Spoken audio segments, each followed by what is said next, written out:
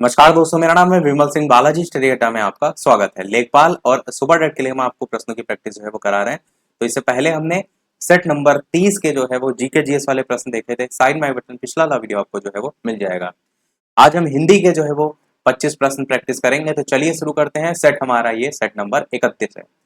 सबसे पहला प्रश्न है कि सन 2019 में लेखिका जो है जिनका नाम है नासिरा शर्मा, इनको उनकी किस रचना के लिए जो है वो साहित्य के व्यास सम्मान जो है उससे सम्मानित जो है वो किया गया था। दौड़, बेघर, दुखम सुखम या कागज की नाव। तो बताइए कौन सा इनमें से सही होगा। आंसर की बात करते हैं तो कागज की नाव आपका ऑप्शन यहाँ पर बिल्कुल सही होगा। कागज की नाव जो है, जो नासिरा शर्मा थी, इनका उपन्यास है। और ये जो कागज की नाव है ये आपका 2014 में जो है वो प्रकाशित हुआ था। तो सन भी आप चाहें तो जो है वो याद रख सकते हैं, 2014। और जो ये पुरस्कार था कौन सा था, तो इसका नाम था साहित्य का व्यास सम्मान। तो ये जरूर ध्यान रखिएगा। और ये किसने निर्णय लिया था, तो साहित्य अकादमी के जो अध्यक्ष और साहित्यकार थे प्रोफेसर चंद्रशेखर कंबार। उनका नाम था प्रोफेसर चंद्रशेखर कंबार। सी मैंने शॉर्ट में लिख दिया है। इनकी अध्यक्षता वाली जो चयन समिति थी, उन्होंने जो है ये निर्णय लिया था कि हिंदी जो लेखिका नासिरा शर्मा है, इनको कागज की नाव के लिए जो व्यास सम्मान है वो दिया जाएगा। और कौन से नंबर का ये व्यास सम्मान था, तो 29वां व्यास सम्मान जो है वो था। तो ये तो आपका 2019 का हो गया। इसके बाद 2020 का भी जो है वो मिल चुका है। और 2020 है उसकी अगर बात करें तो वो मिला था शरद पगारे को। किसको मिला था, शॉर्ट में मैं यहाँ पर एस लिख दे रहा हूँ, शरद पगारे जो है इनको जो है वो मिला था। किसके लिए मिला था, तो इनकी रचना थी जिसका नाम था पाटलिपुत्र की साम्राज्ञी।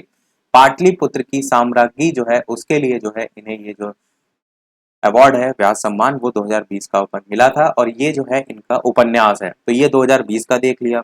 अब सबसे लेटेस्ट का अगर बात करें यानी कि 2021 का, तो 2021 का भी घोषणा हो चुकी है।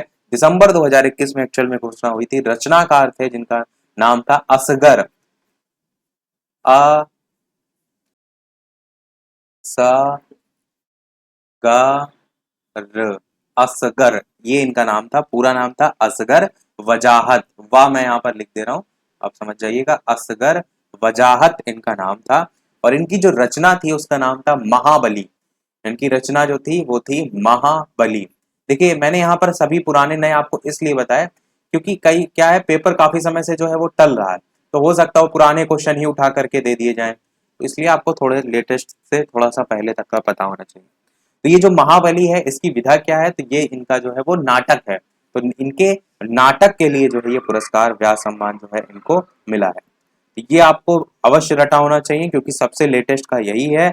और अगर क्वेश्चन बनेगा तो 100% चांसेस है कि यहाँ से आपका जो है वो पूछा जा सकता है। एक चीज और, ये जो हमने स्टार्टिंग में एक समिति बताई थी, उस प्रकार से ये जो लेटेस्ट वाला है इसमें कौन सी समिति थी, तो इस समिति का नाम था प्रोफेसर रामजी तिवारी की अध्यक्षता वाली प्रतिष्ठित साहित्यकार जो है उनकी चयन समिति। तो नाम जो था मेन वो था रामजी तिवारी। रामजी तिवारी जो इसमें मेन हेड थे और बाकी लोग उनके मिल करके निर्णय के कारण जो है इनको जो अवार्ड है वो मिला। दूसरा प्रश्न है कि भाषा और डैश की संवाहक होती है। दो जगह फिल इन द ब्लैंक्स है, डैश और डैश की संवाहक होती है। तो ज्ञान और व्यवहार की, भाव और विचारों की, आदर्शों और ज्ञान की, या प्रकाश और प्रतिमा प्रतिभा की। बताइए कौन सा इनमें से जो है वो सही होगा। तो भाषा जो है आप अपने भावों को भी प्रकट करते हैं, तो भाव आपका पहले वाले में आ जाएगा। और विचार जो है वो दूसरे वाले में आ जाएगा। तो आंसर आपका बी वाला यहाँ पर भावों और विचारों की संवाहक होती है, ये आपका सही होगा। तीसरा प्रश्न है कि औघर का विरुद्धार्थी मतलब समझ रहे, विलोम पूछा गया है। निघर होगा या फिर अनघर होगा या सुघर होगा या फिर निराघर होगा। बताइए इनमें से कौन सा जो है वो सही होगा। आपको बताना है औघर का विलोम। देखिए औघर जो है इसका मतलब क्या होता है, सबसे पहले इस चीज को समझिए। तो औघर का मतलब होता है भद्दा। क्या होता है औघर का मतलब, भद्दा। और इसका जब विलोम होगा वो क्या हो जाएगा, तो वो होता है सुघर। और जैसे भद्दा है इसका विलोम क्या होगा, जैसे कहते हैं ना कि भैया ये भद्दा है, बहुत मतलब वैसा है। बट थोड़ा सा अगर किसी व्यक्ति के फेस को कह रहे हैं तो थोड़ा सा काला है इस टाइप के, तो उसका अपोजिट होता है रूपवान। तो रूपवान जो है उसका अर्थ होता है सुघर, तो विलोम आपका सुघर यहाँ पर सही होगा। और सुघर का मतलब क्या होता है, तो होता है आपका रूपवान।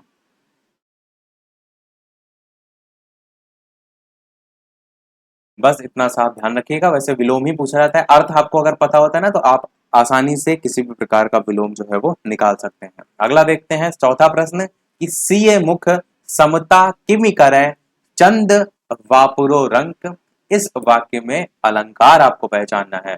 उपमा अलंकार, रूपक अलंकार, प्रतीप अलंकार, विभावना अलंकार। बताइए कौन सा जो है वो सही होगा। आंसर की बात करते हैं तो यहाँ पर जो है आपका प्रतीप अलंकार जो है वो सही होगा। प्रतीप का मतलब क्या होता है, प्रतीप का मतलब होता है उल्टा या फिर विपरीत जो है वो इसका मतलब होता है।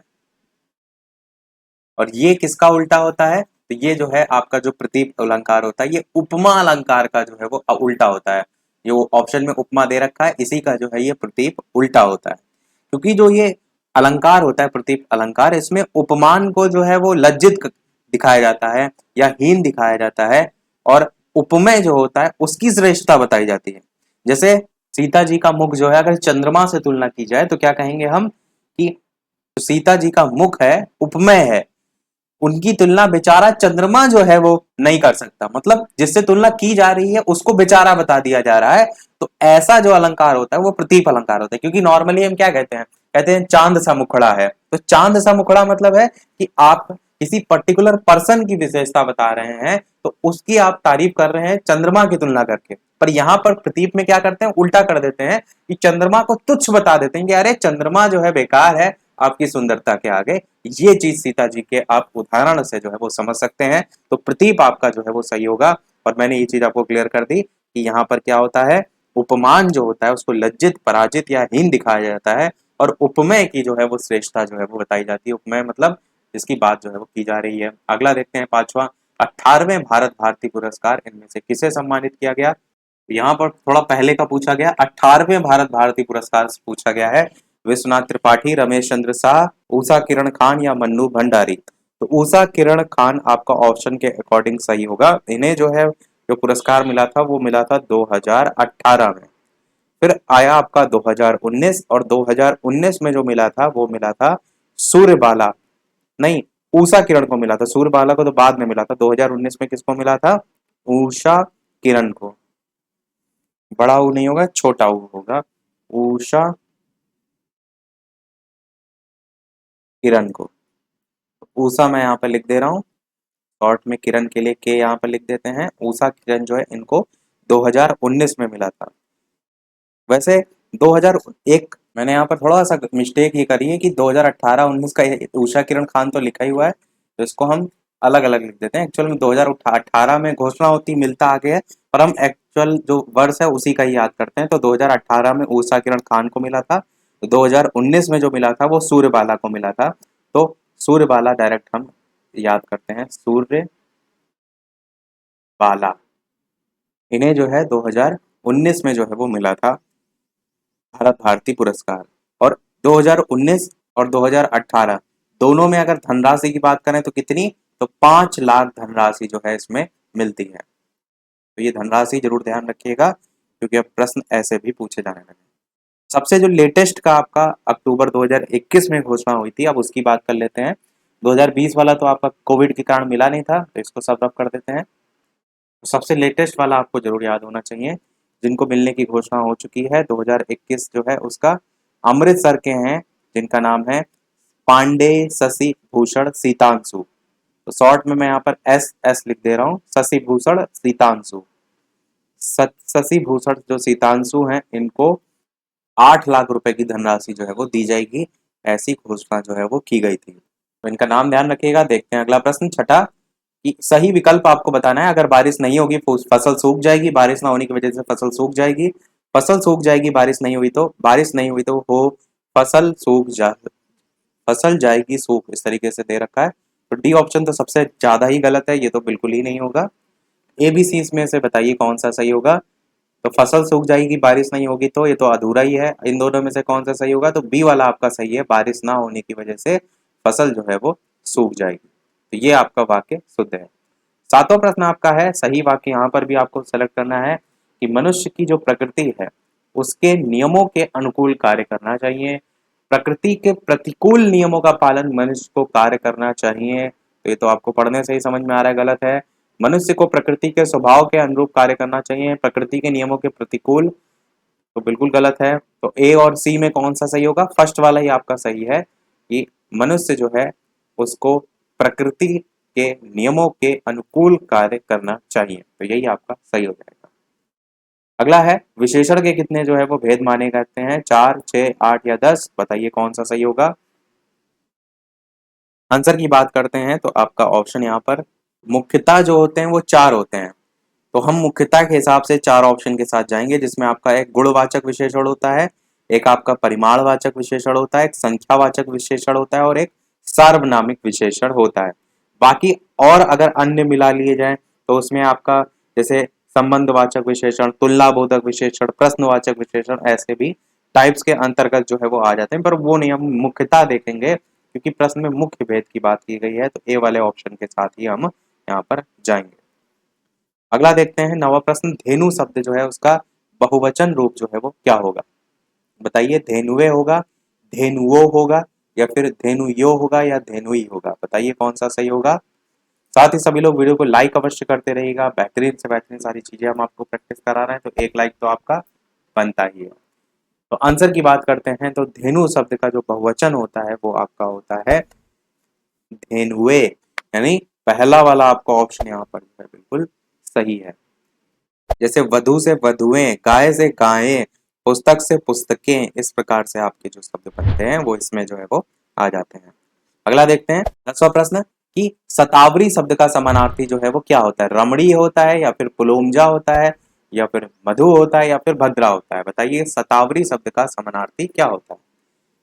आंसर की बात करते हैं तो शतावरी का होता है समानार्थी आपका इंद्राणी, और इसके अलावा पुलोमजा होता है, इसके अलावा इंद्रवधु होता है, और महेंद्री होता है, इंद्रा होता है, पुलैमी होता है, इस प्रकार से होते हैं। ऑप्शन के अकॉर्डिंग यहाँ पुलोमजा जो है दे रखा है, तो ये आपका जो है बिल्कुल सही होगा। अच्छा, रमणीय का मतलब क्या होता है? रमणीय का अर्थ क्या होता है? रमणीय का अर्थ होता है सुखद। क्या होता है? सुखद। और इसके समानार्थी में सुखद का जैसे हम कहते हैं मनोरम दृश्य, तो मनोरम होता है, और सुखदायक होता है, सहमत होता है, सौहार्दपूर्ण होता है, खुश होना होता है, तो खुश वर्ड हो गया, और यही सब होते हैं। अगला मधु यहाँ पर दे रखा है, मधु जो है इसका अर्थ क्या होता है? तो ये अमृत होता है, और अमृत क्या जानते हैं? अमीय, पीयूष, सोम, सुधा, और सुबह एक होता है, शाह वाली होती है दूसरी वाली, और जीवनोदायक होता है। इस प्रकार से आपके होते हैं, ये भी आप जो है वो याद रख सकते हैं। चलिए अगला देखते हैं 11 नंबर प्रश्न। एक सही विकल्प आपको छांटना है, और पहला कह रहा है कि साहित्य मीमांसक जो है उन्होंने युद्धवीर, दानवीर और दयावीर में भेद किया है। साहित्य जो मीमांसक है उन्होंने युद्धवीर, दानवीर और दयावीर में भेद किया। यहाँ पर साहित्य में सा में मात्रा नहीं लगी हुई है। आखिर यहाँ पर देखेंगे साहित्य जो मीमांसक है उन्होंने युद्धवीर में या में बड़े ऊ की मात्रा लगी हुई है, दानवीर और दयावीर में भेद किए हैं। साहित्य मीमांसक यहाँ पर माँ जो है इसमें छोटी की मात्रा लगी हुई है। ये 4 प्रकार के यहाँ पर आप पॉइंट आंसर देख रहे हैं, आपको बताना है इनमें से सही जो है वो कौन सा है। जितने में हमने सर्किल किया है यही आपके सब गलत हैं, ए वाला आपका सही है। साहित्य में सा में आ की मात्रा लगती है इसलिए गलत है, युद्धवीर में या में छोटे ऊ की मात्रा लगती है इसलिए गलत है, और मीमांसक में माँ में बड़ी की मात्रा लगती है इसलिए ये भी गलत है, ए वाला ही आपका सही है। 12 नंबर प्रश्न है कि अल्पना शब्द के लिए उचित वाक्यांश जो है वो क्या होगा? जो केवल कल्पना करे, या कल्पना नहीं करने वाला, या देहरी पर रंगों से बनाई गई चित्रकारी, या फिर नीले रंग का फूल, कौन सा इनमें से जो है वो सही होगा? अल्पना शब्द के लिए पूछा गया है, उचित वाक्यांश शब्द जो है वो चाटिए। आंसर की बात करें तो अब अल्पना शब्द का अर्थ होता है द्वार, या फिर हम कहते हैं आंगन, और उसके फर्श पर रंगों से चित्र बनाना, ये चौक पूरने की कला होती है। तो देहरी पर रंगों से बनाई गई जो चित्रकारी होता है ना, ये आपका ऑप्शन यहाँ पर सही होगा। और ये जो कल्पना नहीं करने वाला लिखा हुआ है ना, ये आपका अभी पूछ लिया जाता है, तो इसको हम कहते हैं कल्पनातीत। तो इसको हम क्या कहते हैं? कल्पनातीत। और आंसर आपका यहाँ पर सी वाला ही जो है वो सही होगा। अगला देखते हैं 13 प्रश्न कि जातीय जो संस्कार हैं उनको ही संस्कृति कहा जाता है। संस्कृति शब्द का बहुवचन बताना है, संस्कृति होगा, संस्कृतीय होगा या संस्कृतियां होगा या संस्कृत्य होगा? बताइए कौन सा जो है वो सही होगा। जातीय संस्कारों को ही संस्कृति कहा जाता है, तो संस्कृति शब्द का बहुवचन जो है वो क्या होगा? आंसर की बात करते हैं तो आपका संस्कृतियां जो लिखा हुआ है ये आपका जो है वो सही होगा। तो इस प्रकार से आपका लिखा भी जाता है, इसको भी ध्यान रखिएगा।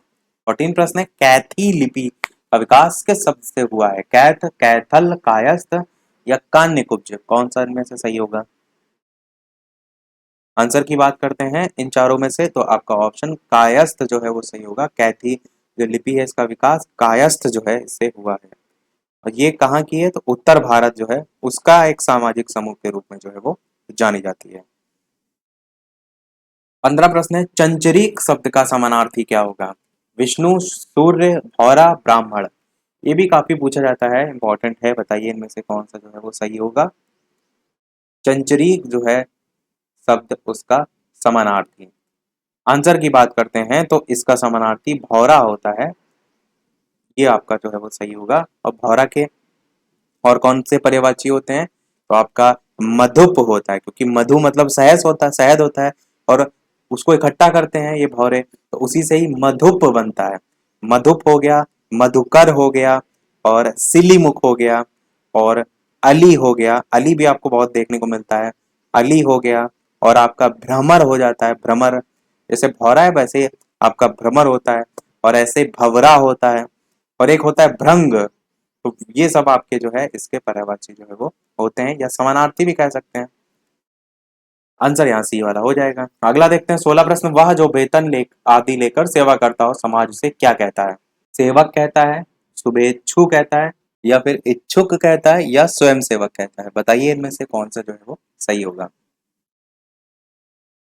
आंसर की बात कर लेते हैं इन चारों में से तो आपका ऑप्शन यहाँ पर ए वाला यानी कि सेवक जो है वो सही होगा। वह जो वेतन आदि लेकर सेवा करता है उसे क्या कहते हैं? सेवक। अच्छा, सेवक अगर कहते हैं वेतन आदि लेकर सेवा करते हैं तो स्वयं सेवक किसे कहते हैं? स्वयं सेवक कहते हैं उसे जो कि अपनी इच्छा से काम करे, मतलब ऐसा नहीं कि उसको पैसे दिए जाए तब वो काम करे, तो वो होता है स्वयं सेवक। जैसे आप देखे होंगे कि बहुत सी स्वयं सेवक संस्थाएं होती हैं, कहते हैं कि स्वयं सेवक संस्थाएं, वो क्या एनजीओ टाइप के होते हैं। तो उनका जो काम करने का तरीका होता है वो किसी वेतन के नीचे नहीं होता है, वो अपने मन से करते हैं और फंडिंग उनको जरूर मिलती है इधर उधर से, ये बात सच है। तो स्वयं सेवक क्या कहेंगे? उस व्यक्ति को जो अपनी इच्छा से दूसरों की सेवा करता हो। अच्छा, शुभेच्छु क्या होता है? शुभेच्छु जो यहाँ पर बी वाले ऑप्शन में दे रखा है, शुभेच्छु जो है वो व्यक्ति होता है जो किसी का शुभ चाहता हो। जैसे मैं आपका शुभ चाहता हूँ कि आप अच्छा अच्छा जो है वो पेपर करें, आपके अच्छे से नौकरी लगे, तो मैं आपके लिए क्या हो जाऊंगा? शुभेच्छु। तो जो किसी व्यक्ति का क्या चाहता हो? शुभ चाहता हो, उसे कहते हैं शुभेच्छु। इच्छुक आप सभी जानते हैं, इच्छुक तो मतलब क्या होता है? वो व्यक्ति जो कोई वस्तु आदि को की प्राप्ति की इच्छा करता है। जैसे आपको नौकरी चाहिए तो आप क्या है? इच्छुक है नौकरी के लिए, तो वो आपका इच्छुक हो जाएगा। अगला देखते हैं 17 प्रश्न, सप्तपर्णा किस लेखिका या लेखिका की कृति है? ये भी बहुत इंपॉर्टेंट रचना है। कुछ ऐसे रचनाएं हैं जो आप देखेंगे बार बार रिपीट होती रहती हैं, तो इनको तो आपको हमेशा रटा होना चाहिए। सुमित्रानंदन पंत, महादेवी वर्मा या फिर आपका कृष्णा सोबती या फिर आपका सुभद्रा कुमारी चौहान, कौन सा इनमें से सही होगा? सप्तपर्णा किसकी जो है वो रचना है? अच्छा, इसकी क्या विधा है? तो ये आपका एक संस्मरण है, क्योंकि कई बार क्या होता है उसकी विधा पूछ ली जाती है, तो ये क्या है? एक संस्मरण है। और किसके द्वारा लिखा गया है? तो महादेवी वर्मा जो है, बी वाला आपका ऑप्शन यहाँ पर जो है वो सही होगा। महादेवी वर्मा की और भी बहुत सी रचनाएं हैं जिसमें सांदगीत बहुत पूछी जाती है, क्योंकि वो आपका एक कविता संग्रह है। तो सांदगीत आपको तो हर हाल में जो है वो रटा होना चाहिए, इन्हीं की जो है वो रचना है। और संस्मरण, हिमालय, वैसे हमने इनकी रचनाओं की ट्रिक ऑलरेडी देखी, उसको आप देख लेंगे तो और ज्यादा बेहतर होगा। नहीं देखी हो तो बालाजी स्टडी अड्डा रचनाएं, इस प्रकार से डायरेक्ट यूट्यूब पे सर्च कीजिएगा, आपको पूरी प्लेलिस्ट की लिंक मिल जाएगी। वहां से एक बार अगर आप देख लेंगे तो उसके बाद जीवन में कभी नहीं भूलेंगे। 18 प्रश्न देखते हैं, ज्यादा मीठा किस प्रकार के विशेषण के उदाहरण है? निश्चित परिमाण परिणामवाचक लिखा हुआ है और अनिश्चित परिणामवाचक लिखा है, निश्चित संख्यावाचक लिखा है, अनिश्चित संख्यावाचक लिखा है। कौन सा इनमें से सही होगा? वैसे परिणाम नहीं होता है, परिमाण होता है। मात्रा के लिए हम वर्ड यूज करते हैं परिमाण, तो ये चीज यहाँ पर गलत लिखी हुई है, इसको यहाँ पर सही कर लीजिएगा। तो ज्यादा मीठा मतलब क्या होता है कि आप ये नहीं बता रहे हैं कि उसमें क्या एक्चुअल में मात्रा है, आप कह रहे हैं थोड़ा मीठा है, ज्यादा मीठा है, मतलब निश्चित नहीं है। इस मात्रा के आधार पर हम अनिश्चित वाले के साथ जो है वो जाते हैं, तो ये दो ऑप्शन तो कट जाएंगे।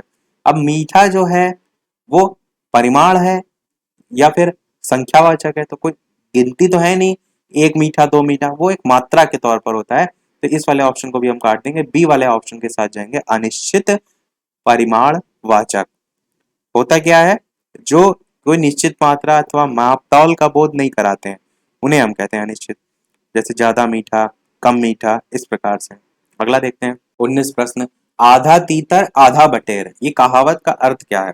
कहीं ठौर ठिकाना नहीं, बेमेल काम, या अलग अलग प्रवृत्ति का होना, या फिर तीतर और बटेर का मेल होना। बताइए क्या होता है? आधा तीतर आधा बटेर का मतलब होता है कि आप कोई काम ऐसा कर रहे हैं जिसमें मतलब कोई मेल नहीं है, कोई तुक नहीं है इस चीज का, तो उसके लिए हम कहते हैं आधा तीतर आधा बटेर। तो ऑप्शन तो यहाँ पर बेमेल काम जो है वो सही होगा।